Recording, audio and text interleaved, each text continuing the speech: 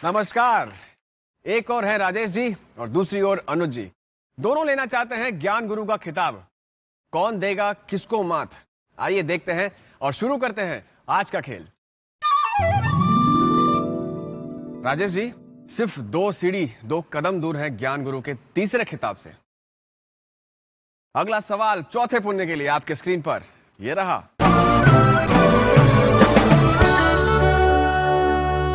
1965 और 1971 में भारी गोलाबारी के बावजूद इस मंदिर के आसपास गिरा कोई बम नहीं फटा। यहां किस मंदिर की बात हो रही है? और आपके ऑप्शंस है, पहला चामुंडा देवी मंदिर, दूसरा वैष्णोक माता मंदिर, तीसरा तनोट माता मंदिर और चौथा सती माता मंदिर। 1965 और 1971 में भारी गोलाबारी के बावजूद इस मंदिर के आसपास गिरा कोई बम नहीं फटा। यहां किस मंदिर की बात हो रही है? कोई अनुमान है इस प्रश्न के बारे में? मुझे प्रतीत हो रहा है ये देशनोक माता मंदिर होना चाहिए। देशनोक माता मंदिर, मोहर लगाना चाहेंगे इस पर? जी बिल्कुल। आइए फिर देशनोक माता मंदिर पर मोहर लगाते हैं और देखते हैं क्या इनका विजय चक्र जारी रहता है या फिर नहीं। आपका विजय चक्र फिलहाल रुक चुका है, यह उत्तर गलत है। इसका सही उत्तर है तनोट माता मंदिर। और इसके बारे में थोड़ी जानकारी मैं आपको दे दूं।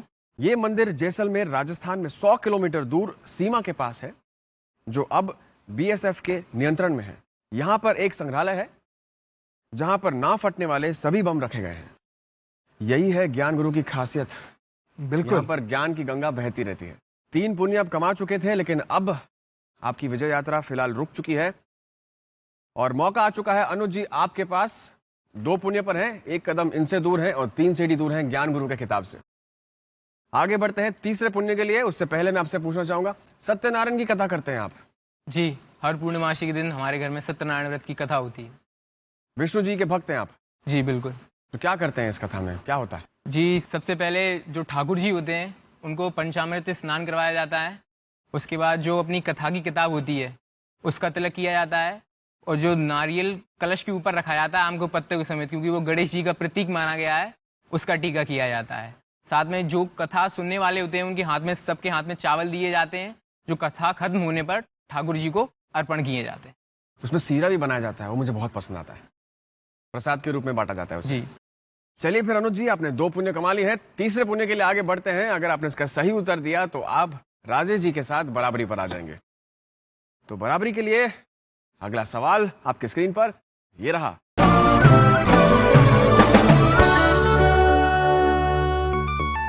किस शिकारी के हाथों श्री कृष्ण की मृत्यु हुई थी? आपके ऑप्शंस हैं, पहला हिरण्यधनु, दूसरा तक्षक, तीसरा जरा और चौथा सुषेण। किस शिकारी के हाथों श्री कृष्ण की मृत्यु हुई थी? ये कहानी सुनी है आपने पहले कभी? सुनी तो है कि शिकारी के पद में, उनके जो पैर में एक पद्म था श्री कृष्ण जी के, उसमें जाके बाण लगा था, उसके द्वारा उनकी मृत्यु हो गई थी। मैं हिरण धनु के साथ जाना चाहूंगा। हिरण्य धनु? जी। ये अनुमान है केवल आपका? जी अनुमान है। हिरण्य धनु पर मोहर लगाते हैं और देखते हैं आपका उत्तर सही है या नहीं।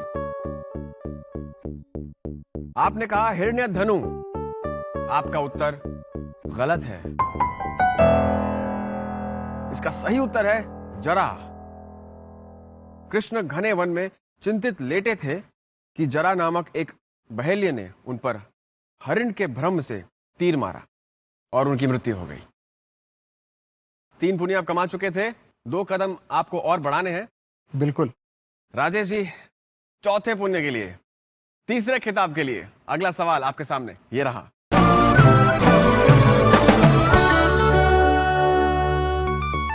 भगवान विष्णु की परीक्षा लेने के लिए किस ऋषि ने उनके सीने पर लात मारी थी?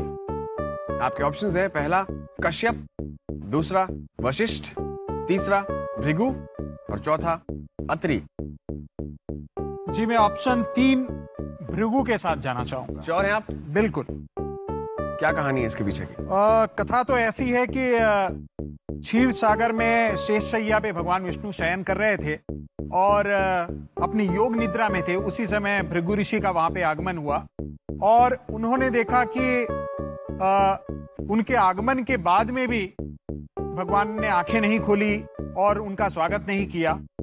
तो उस समय उन्होंने उनके क्रोध में आकर उनके सीने पे अपने चरण से प्रहार किया और भगवान विष्णु की इतनी महत्ता है और वे अपने भक्तों को इतना महत्व देते हैं कि उन चरण चिन्हों को आज भी उन्होंने अपने वक्षस्थल पर अपने सीने पे चिन्ह के रूप में अंकित कर रखा हुआ है। काफी जानकारी रखते हैं आप। बस यूं ही थोड़ा सा। मैं ये पूछूंगा नहीं आपसे कि आप किस पर मोहर लगाना चाहेंगे, मैं सीधा ही मोहर लगा देता हूं। भृगु पर मोहर लगाते हैं और देखते हैं आपका उत्तर सही है या नहीं। बिल्कुल सही है। काफी डिटेल नॉलेज है आपके पास इसकी, पढ़ा है आपने ये पहले? हाँ, कुछ एक विषय में कभी अध्ययन किया है तो वो फिर ऐसे समय काम आ जाता है। जी। विष्णु जी ने ऋषि का सम्मान किया और अपनी परीक्षा में पास हो गए। बिल्कुल। चलिए राजेश जी, आपके साथ आगे बढ़ते हैं। 4 पुण्य कमा चुके हैं। अगला सवाल आपको देगा 5वां पुण्य। बिल्कुल। तीसरी बार उस खिताब को जीतने के लिए अगला सवाल आपके स्क्रीन पर ये रहा।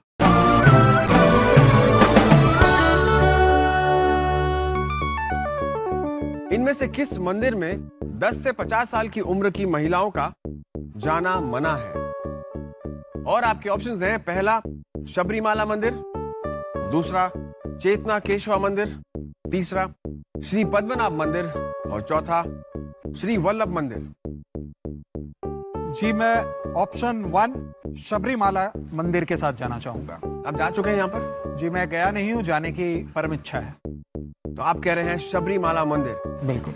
क्या होगा आपका फाइनल आंसर? और किस शबरीमाला मंदिर, ऑप्शन 1। आइए फिर शबरीमाला मंदिर पर मोहर लगाते हैं और देखते हैं क्या राजेश जी तीसरी बार ज्ञान गुरु के विजेता बन सकते हैं या नहीं। मोहर लग चुका है राजेश जी। जी। और आपने हैट्रिक बना लिया है। आप जीत चुके हैं तीसरी बार ज्ञान गुरु का खिताब। क्या बात है।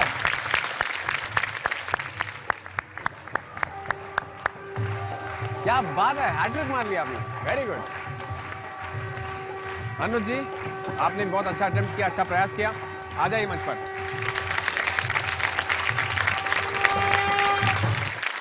अनुज जी, आपने भी बहुत अच्छा खेला। जी सर। 2 पुण्य कमाए आपने। जाते जाते कुछ अंत में कहना चाहते हैं? जी, बस ऐसा लगा कि अंकल की नॉलेज के सामने कुछ मेरी नॉलेज कम पड़ गई, बस इतना ही कहना चाहूँगा। आपके सामने जो राजेश जी हैं, राजेश जी पहले जो कंटेस्टेंट के साथ खेल चुके हैं वो थी 19 साल की, आप हैं 22 साल के। तो इतने यंग ज्ञानी मिल रहे हैं आपको खेलने के लिए। मुझे इस बात की खुशी है कि आप बहुत सारा ज्ञान बटोर कर जा रहे हैं यहाँ से। Thank you. आपके साथ खेलकर बहुत अच्छा लगा। बहुत बहुत धन्यवाद इस शो में आने के लिए। Thank you.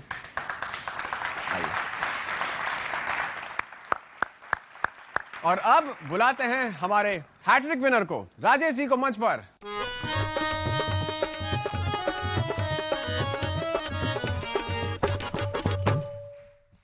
सबसे ज्यादा खुशी किसको होगी आपके घर में? 3 बार ज्ञान गुरु के विजेता बन चुके हैं आप। अभी 2 दिन पहले हमारे घर में एक कन्या रत्न का जन्म हुआ है। अरे और बहुत वो लक्ष्मी जी आई हैं और मुझे लगता है उन लक्ष्मी जी की ही कृपा से मुझे ये सब कुछ प्राप्त हो रहा है। क्या बात है। और लक्ष्मी का प्रतीक चिन्ह ही हम आपको दे रहे हैं, ये चांदी का सिक्का आपके लिए, ताकि ये जीत, ये खुशी आपको जिंदगी भर याद रहे। ये लीजिए। बहुत बहुत धन्यवाद। आप जीत चुके हैं फिलहाल। कितने और पदक जीतने का इरादा है आपका? ये तो समय बताएगा, क्योंकि मैं तो यहाँ पे खेलने के उद्देश्य से आया हूँ। आपको मौका मिलता है एक और चुनौती लेने का। क्या वो चुनौती आप लेना चाहेंगे? जी बिल्कुल। स्वीकार ली है चुनौती। मजा सफर में है, मंजिल में नहीं। और ज्ञान का सफर हर मंजिल के बाद भी जारी रहेगा। अब कौन बनेगा हम सफर, कौन देगा चुनौती ज्ञान गुरु को, देखेंगे बस कुछ ही क्षणों में।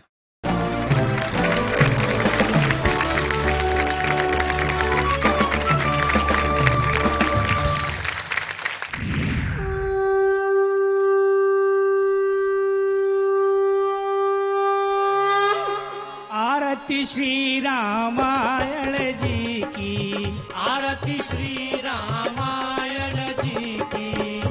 कीरति कलित ललित सिया पीकी कीरत कलित ललित सिया पीकी गावत ब्रह्मादिक मुनि नारद वाल्मीकि विज्ञान विशारद वाल्मीकि विज्ञान विशारद सुख सनकादिशेष अरुशारद बरनि पवन सुत कीरतिनी की आरती श्री रामायण जी की कीरत कलित ललित सिया पीकी आरती श्री रामायण जी की।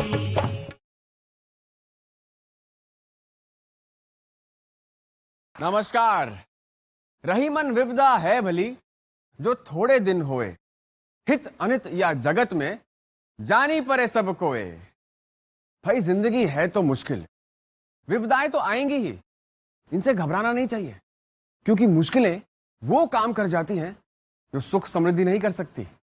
मुश्किलें हमें पहचान करा देती है कि कौन दोस्त है, कौन शत्रु, कौन हमारा हित चाहता है और कौन दोस्ती के लायक नहीं है।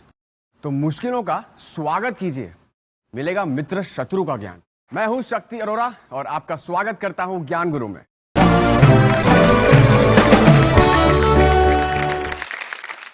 और अब आज का खेल शुरू करने के लिए आमंत्रित करते हैं ज्ञान गुरु राजेश जी को, जिन्होंने ज्ञान गुरु के हैट्रिक मेकर्स में अपना नाम लिखवा लिया है और आज खेलने जा रहे हैं अपने चौथे खिताब के लिए। स्वागत करते हैं राजेश जी का।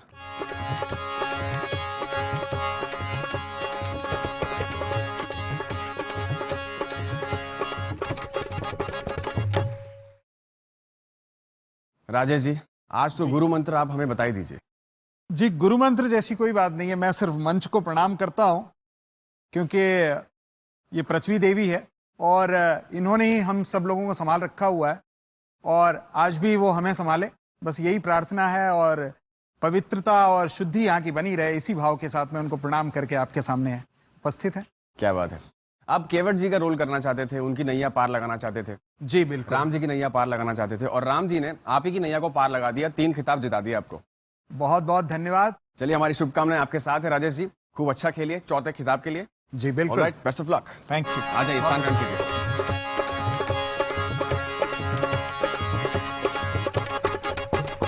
ज्ञान गुरु का मंच संगम बन गया है राम भक्तों का।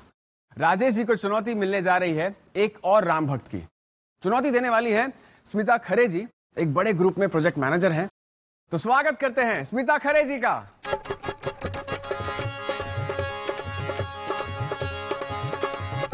बहुत बहुत स्वागत है आपका ज्ञान गुरु में। धन्यवाद।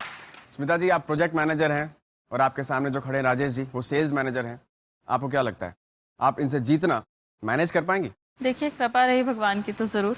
चलिए फिर, हमारी शुभकामनाएं आपके साथ है। खूब अच्छा खेलिए, बेस्ट ऑफ लक। आइए, स्थान ग्रहण कीजिए।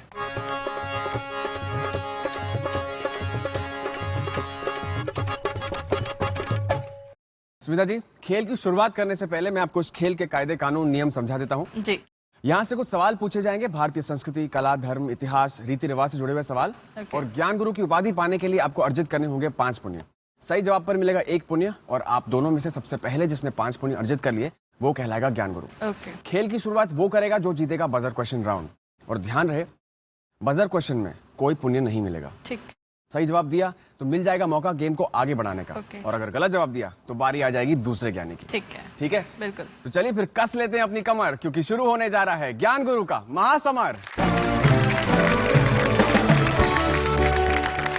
प्रश्न आप लोगों के लिए आपके सामने ये रहा।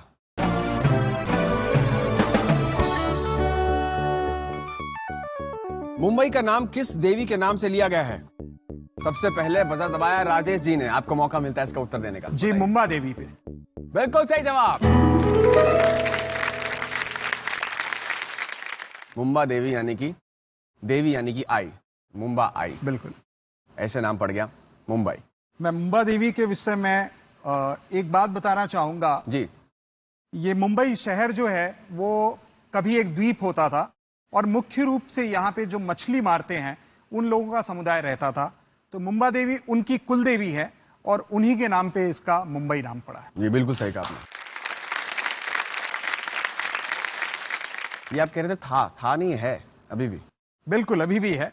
लेकिन अब चूंकि ये शहर का रूप और महानगर बन चुका है, कुबेर की नगरी है। कुबेर की नगरी है, बिल्कुल। चलिए, खूब ज्ञान की बातें हो रही हैं यहाँ पे। ज्ञान के थोड़े प्रश्न भी पूछे जाए बिल्कुल। पहले पुण्य के लिए। अगला सवाल आपके स्क्रीन पर ये रहा।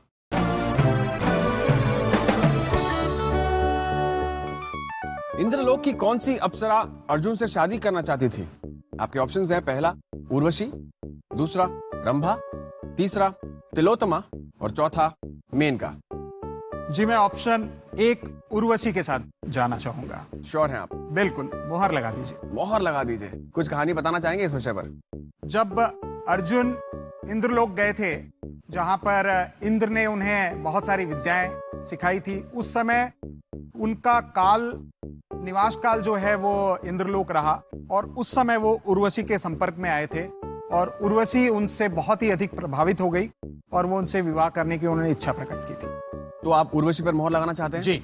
आइए फिर उर्वशी पर मोहर लगाते हैं और देखते हैं आपका उत्तर सही है या नहीं। आपका खाता खुल चुका है, आपने बिल्कुल सही जवाब दिया। जब अर्जुन अस्त्र विद्या की शिक्षा लेने इंद्रदेव के पास गए तो उर्वशी नाम की अप्सरा उन्हें देखकर प्रसन्न हो गई, मोहित हो गई। लेकिन अर्जुन ने उन्हें माता के समान देखा और उनकी इच्छा पूरी न करने के कारण उन्होंने अर्जुन को नापुंसक होने का श्राप दे दिया। और बाद में जाकर वही बृहन्नला के रूप में उन्होंने अपना कुछ समय भी व्यतीत किया। बृहन्नला के बाद ये श्राप वरदान भी बन गया था उनके लिए। चलिए, एक पुण्य आपने अर्जित कर लिया है। अगला प्रश्न पेश करने से पहले हम आपको एक वीडियो दिखाएंगे। जी, वीडियो को ध्यान से देखिए, फिर उसी से जुड़ा सवाल होगा आपके लिए। बिल्कुल। ठीक है, तो दूसरे पुण्य के लिए राजेश जी के लिए वीडियो पेश किया जाए।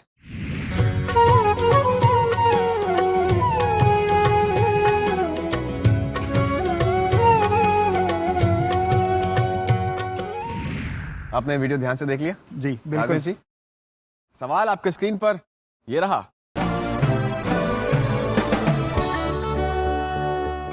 इस घाट का नाम किस राजा के नाम से लिया गया है?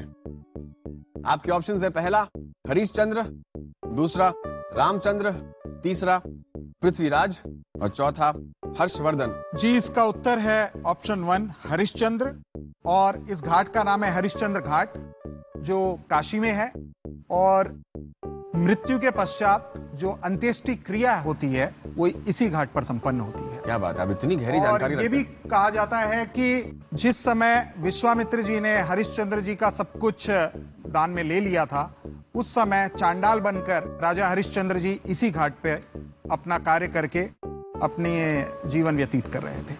आइए फिर राजा हरिश्चंद्र पर मोहर लगाते हैं और देखते हैं आपका उत्तर सही है या नहीं।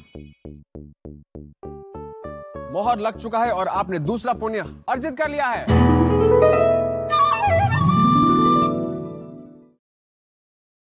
राजेश जी, हम आपसे जितने भी प्रश्न पूछते हैं, आपके पास हर एक प्रश्न का डिटेल में इंफॉर्मेशन होती है।